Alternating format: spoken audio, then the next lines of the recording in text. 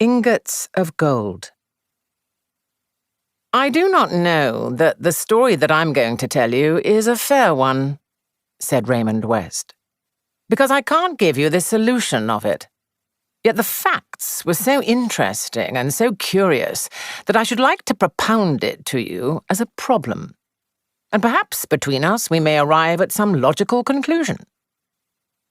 The date of these happenings was 2 years ago, when I went down to spend Whitsuntide with a man called John Newman in Cornwall. Cornwall? Said Joyce Lempriere sharply. Yes. Why? Nothing. Only it's odd. My story is about a place in Cornwall too, a little fishing village called Rathole. Don't tell me yours is the same. No, my village is called Polperron. It is situated on the west coast of Cornwall, a very wild and rocky spot. I had been introduced a few weeks previously and had found him a most interesting companion. A man of intelligence and independent means, he was possessed of a romantic imagination. As a result of his latest hobby, he'd taken the lease of Pole House. He was an authority on Elizabethan times, and he described to me in vivid and graphic language the rout of the Spanish Armada. So enthusiastic was he that one could almost imagine that he had been an eyewitness at the scene.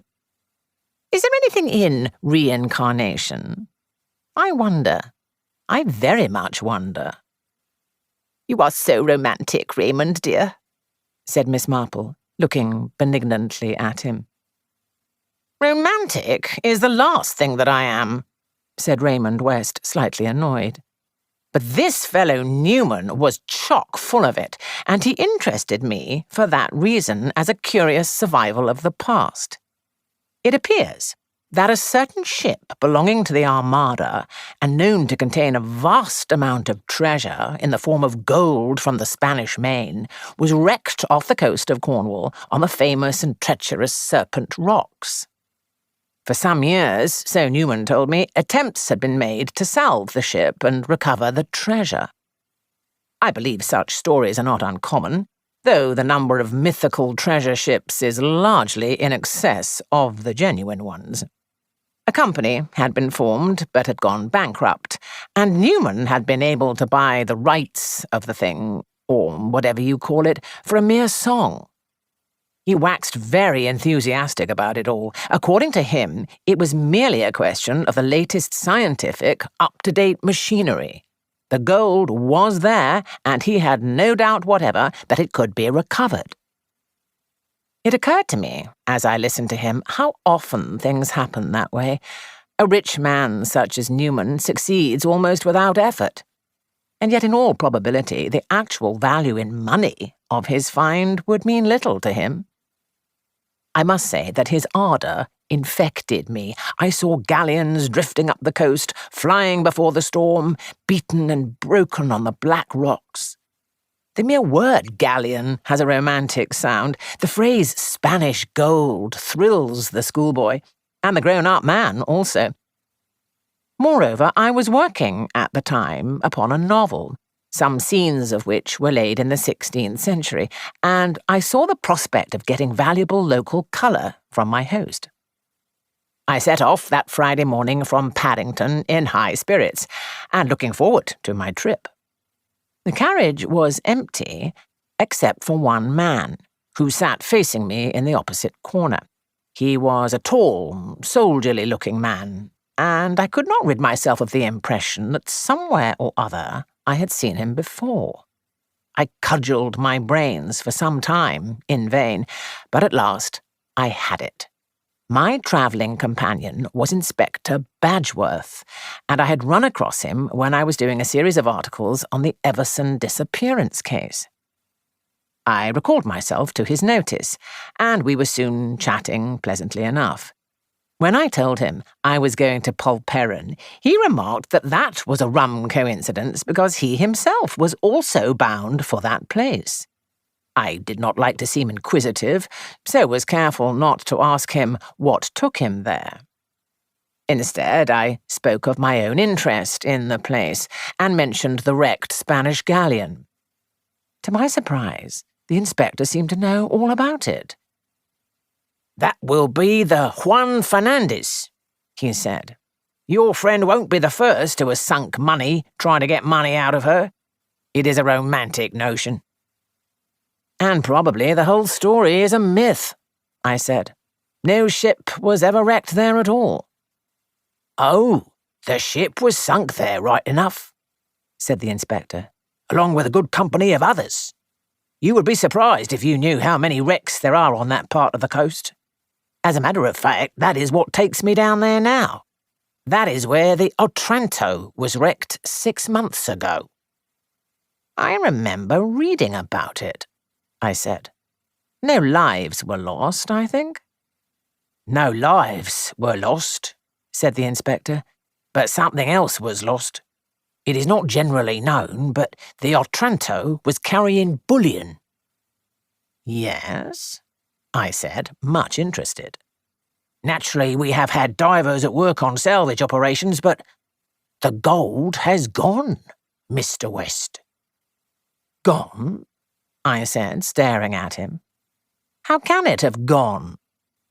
"That is the question," said the inspector. "The rocks tore a gaping hole in her strong room. It was easy enough for the divers to get in that way, but they found the strong room empty. The question is, was the gold stolen before the wreck or afterwards? Was it ever in the strong room at all?" "It seems a curious case," I said. "It is a very curious case when you consider what bullion is. Not a diamond necklace that you could put into your pocket. When you think how cumbersome it is and how bulky, well, the whole thing seems absolutely impossible. There may have been some hocus-pocus before the ship sailed, but if not, it must have been removed within the last 6 months. And I am going down to look into the matter." I found Newman waiting to meet me at the station. He apologised for the absence of his car, which had gone to Truro for some necessary repairs. Instead, he met me with a farm lorry belonging to the property. I swung myself up beside him, and we wound carefully in and out of the narrow streets of the fishing village. We went up a steep ascent, with a gradient, I should say, of 1 in 5, ran a little distance along a winding lane, and turned in at the granite-pillared gates of Pole House. The place was a charming one. It was situated high up in the cliffs, with a good view out to sea. Part of it was some 300 or 400 years old, and a modern wing had been added. Behind it, farming land of about 7 or 8 acres ran inland. "Welcome to Pole House," said Newman, "and to the sign of the Golden Galleon." And he pointed to where over the front door hung a perfect reproduction of a Spanish galleon with all sails set. My first evening was a most charming and instructive one. My host showed me the old manuscripts relating to the Juan Fernandez. He unrolled charts for me and indicated positions on them with dotted lines, and he produced plans of diving apparatus which, I may say, mystified me utterly and completely. I told him of my meeting with Inspector Badgeworth, in which he was much interested. "They are a queer people round this coast," he said reflectively. "Smuggling and wrecking is in their blood. When a ship goes down on their coast, they cannot help regarding it as lawful plunder meant for their pockets. There is a fellow here I should like you to see. He is an interesting survival." Next day dawned bright and clear. I was taken down into Polperron and there introduced to Newman's diver, a man called Higgins. He was a wooden-faced individual, extremely taciturn, and his contributions to the conversation were mostly monosyllables. After a discussion between them on highly technical matters, we adjourned to the Three Anchors. A tankard of beer somewhat loosened the worthy fellow's tongue. "Detective gentleman from London has come down," he grunted. "They do say that ship that went down there last November was carrying a mortal lot of gold. Well, she wasn't the first to go down, and she won't be the last." "Hear, hear," chimed in the landlord of the Three Anchors. That is a true word you say there, Bill Higgins. I reckon it is, Mr. Kelvin, said Higgins. I looked with some curiosity at the landlord. He was a remarkable-looking man, dark and swarthy, with curiously broad shoulders. His eyes were bloodshot, and he had a curiously furtive way of avoiding one's glance. I suspected that this was the man of whom Newman had spoken, saying he was an interesting survival. We don't want interfering foreigners on this coast, he said, somewhat truculently. Meaning the police? Asked Newman, smiling. Meaning the police and others, said Kelvin significantly. And don't you forget it, mister. Do you know, Newman, that sounded to me very like a threat, I said as we climbed the hill homewards. My friend laughed. Nonsense. I don't do the folk down here any harm. I shook my head doubtfully. There was something sinister and uncivilized about Kelvin. I felt that his mind might run in strange, unrecognized channels. I think I date the beginning of my uneasiness from that moment. I'd slept well enough that first night, but the next night my sleep was troubled and broken. Sunday dawned, dark and sullen, with an overcast sky and the threatenings of thunder in the air. I'm always a bad hand at hiding my feelings, and Newman noticed the change in me. What is the matter with you, West? You are a bundle of nerves this morning. I don't know, I confessed, but I have got a horrible feeling of foreboding. It's the weather. Yes, perhaps. I said no more. In the afternoon we went out in Newman's motorboat, but the rain came on with such vigour that we were glad to return to shore and change into dry clothing. And that evening, my uneasiness increased. Outside, the storm howled and roared. Towards 10 o'clock, the tempest calmed down. Newman looked out of the window. It is clearing, he said. I shouldn't wonder if it was a perfectly fine night in another half hour. If so, I shall go out for a stroll. I yawned. I'm frightfully sleepy, I said. I didn't get much sleep last night. I think that tonight I shall turn in early. This I did. On the previous night I had slept little. Tonight I slept heavily. Yet my slumbers were not restful. I was still oppressed with an awful foreboding of evil. I had terrible dreams. I dreamt of dreadful abysses and vast chasms, amongst which I was wandering, knowing that a slip of the foot meant death. I waked to find the hands of my clock pointing to 8 o'clock. My head was aching badly, and the terror of my night's dreams was still upon me. So strongly was this so that when I went to the window and drew it up, I started back with a fresh feeling of terror, for the first thing I saw, or thought I saw, was a man digging an open grave. It took me a minute or two to pull myself together. Then I realized that the grave digger was Newman's gardener, and the grave was destined to accommodate 3 new rose trees which were lying on the turf, waiting for the moment they should be securely planted in the earth. The gardener looked up and saw me, and touched his hat. "Good morning, sir." "Nice morning, sir." "I suppose it is," I said doubtfully, still unable to shake off completely the depression of my spirits. However, as the gardener had said, it was certainly a nice morning. The sun was shining and the sky a clear pale blue that promised fine weather for the day. I went down to breakfast, whistling a tune. Newman had no maids living in the house.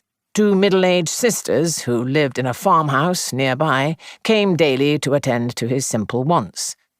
One of them was placing the coffee pot on the table as I entered the room. "Good morning, Elizabeth," I said.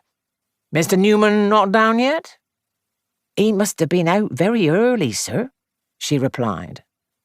"He wasn't in the house when we arrived." Instantly, my uneasiness returned. On the 2 previous mornings, Newman had come down to breakfast somewhat late, and I didn't fancy that at any time he was an early riser. Moved by those forebodings, I ran up to his bedroom. It was empty, and moreover, his bed had not been slept in. A brief examination of his room showed me 2 other things. If Newman had gone out for a stroll, he must have gone out in his evening clothes, for they were missing. I was sure now that my premonition of evil was justified. Newman had gone, as he had said he would do, for an evening stroll. For some reason or other, he had not returned. Why? Had he met with an accident? Fallen over the cliffs? A search must be made at once. In a few hours I had collected a large band of helpers, and together we hunted in every direction along the cliffs and on the rocks below. But there was no sign of Newman. In the end, in despair, I sought out Inspector Badgeworth. His face grew very grave. "It looks to me as if there's been foul play," he said. "There are some not over-scrupulous customers in these parts. Have you seen Kelvin, the landlord of the 3 Anchors?" I said that I had seen him. "Did you know he did a turn in jail 4 years ago? Assault and battery." "It doesn't surprise me," I said. "The general opinion in this place seems to be that your friend is a bit too fond of nosing his way into things that do not concern him. I hope he has come to no serious harm." The search was continued with redoubled vigour. It was not until late that afternoon that our efforts were rewarded. We discovered Newman in a deep ditch in a corner of his own property. His hands and feet were securely fastened with rope, and a handkerchief had been thrust into his mouth and secured there so as to prevent him crying out. He was terribly exhausted and in great pain, but after some frictioning of his wrists and ankles and a long draught from a whisky flask, he was able to give his account of what had occurred. The weather having cleared, he had gone out for a stroll about 11 o'clock. His way had taken him some distance along the cliffs, to a spot commonly known as Smuggler's Cove, owing to the large number of caves to be found there. Here he had noticed some men landing something from a small boat, and had strolled down to see what was going on. Whatever the stuff was, it seemed to be a great weight, and it was being carried into one of the farthermost caves. With no real suspicion of anything being amiss, nevertheless Newman had wondered. He had drawn quite near them without being observed. Suddenly there was a cry of alarm, and immediately 2 powerful seafaring men had set upon him and rendered him unconscious. When next he came to himself, he found himself lying on a motor vehicle of some kind, which was proceeding, with many bumps and bangs, as far as he could guess, up the lane which led from the coast to the village. To his great surprise, the lorry turned in at the gate of his own house. There, after a whispered conversation between the men, they at length drew him forth and flung him into a ditch at a spot where the depth of it rendered discovery unlikely for some time. Then the lorry drove on, and he thought passed out through another gate some 1/4 of a mile nearer the village. He could give no description of his assailants, except that they were certainly seafaring men, and by their speech, Cornishmen. Inspector Badgeworth was very interested. "Depend upon it, that is where the stuff has been hidden," he cried. "Somehow or other it has been salvaged from the wreck and has been stored in some lonely cave somewhere. It is known that we have searched all the caves in Smuggler's Cove and that we are now going farther afield, and they have evidently been moving the stuff at night to a cave that has been already searched and is not likely to be searched again. Unfortunately, they've had at least 18 hours to dispose of the stuff. If they got Mr. Newman last night, I doubt if we will find any of it there by now." The inspector hurried off to make a search. He found definite evidence that the bullion had been stored as supposed, But the gold had been once more removed, and there was no clue as to its fresh hiding place. One clue there was, however, and the inspector himself pointed it out to me the following morning. That lane is very little used by motor vehicles, he said. and in one or two places we get the traces of the tyres very clearly. There is a three-cornered piece out of one tyre, leaving a mark which is quite unmistakable. It shows going into the gate. Here and there is a faint mark of it going out of the other gate. So there is not much doubt that it is the right vehicle we are after. Now, why did they take it out through the farther gate? It seems quite clear to me that the lorry came from the village.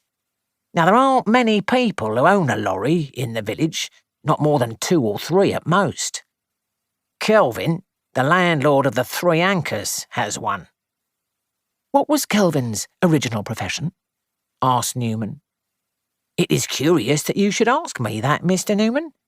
In his young days, Kelvin was a professional diver. Newman and I looked at each other. The puzzle seemed to be fitting itself together piece by piece. You didn't recognise Kelvin as one of the men on the beach? Asked the inspector. Newman shook his head. I'm afraid I can't say anything as to that, he said regretfully.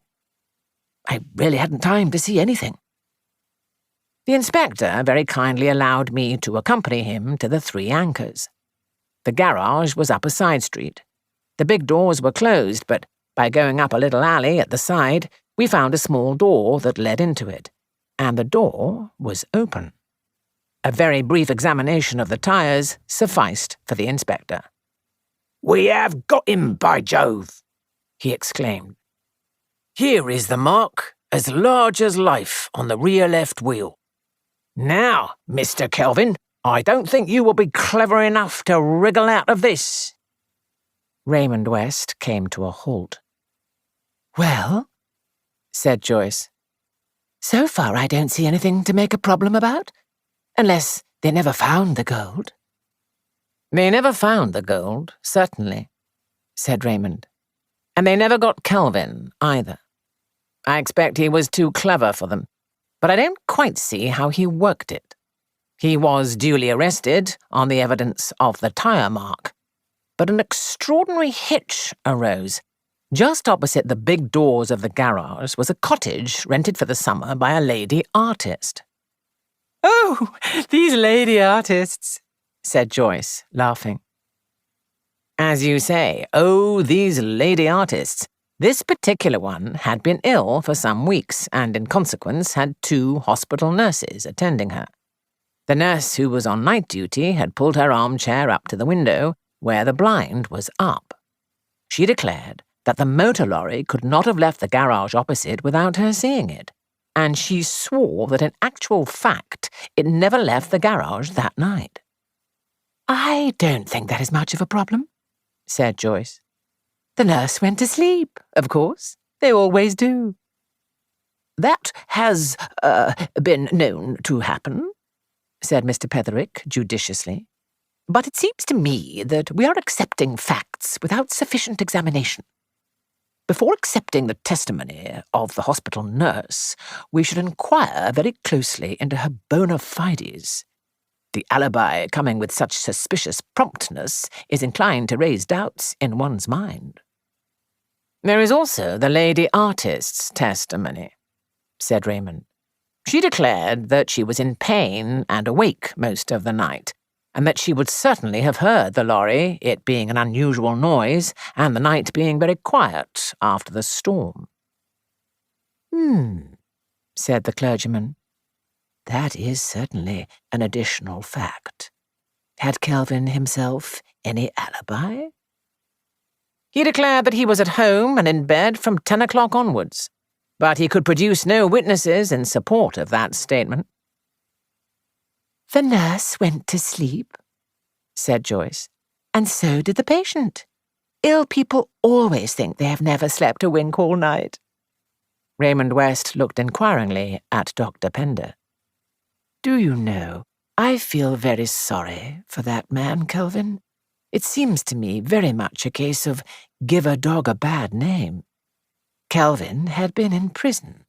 Apart from the tire mark, which certainly seems too remarkable to be coincidence, there doesn't seem to be much against him except his unfortunate record. You, Sir Henry? Sir Henry shook his head. As it happens, He said, smiling, I know something about this case, so clearly I mustn't speak. Well, go on, Aunt Jane. Haven't you got anything to say? In a minute, dear, said Miss Marple. I'm afraid I have counted wrong. 2 pearl, 3 plain, slip 1, 2 pearl. Yes, that's right. What did you say, dear? What is your opinion? You wouldn't like my opinion, dear. Young people never do, I notice. It is better to say nothing. Nonsense, Aunt Jane. Out with it. Well, dear Raymond, said Miss Marple, laying down her knitting and looking across at her nephew. I do think you should be more careful how you choose your friends. You are so credulous, dear, so easily gulled. I suppose it is being a writer and having so much imagination. All that story about a Spanish galleon. If you were older and had more experience of life, you would have been on your guard at once. A man you had known only a few weeks, too. Sir Henry suddenly gave vent to a great roar of laughter and slapped his knee. Got you this time, Raymond, he said. Miss Marple, you are wonderful. Your friend Newman, my boy, has another name, several other names, in fact.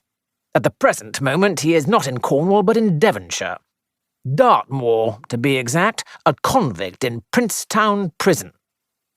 We didn't catch him over the stolen bullion business, but over the rifling of the strongroom of one of the London banks. Then we looked up his past record, and we found a good portion of the gold stolen buried in the garden at Pole House. It was rather a neat idea.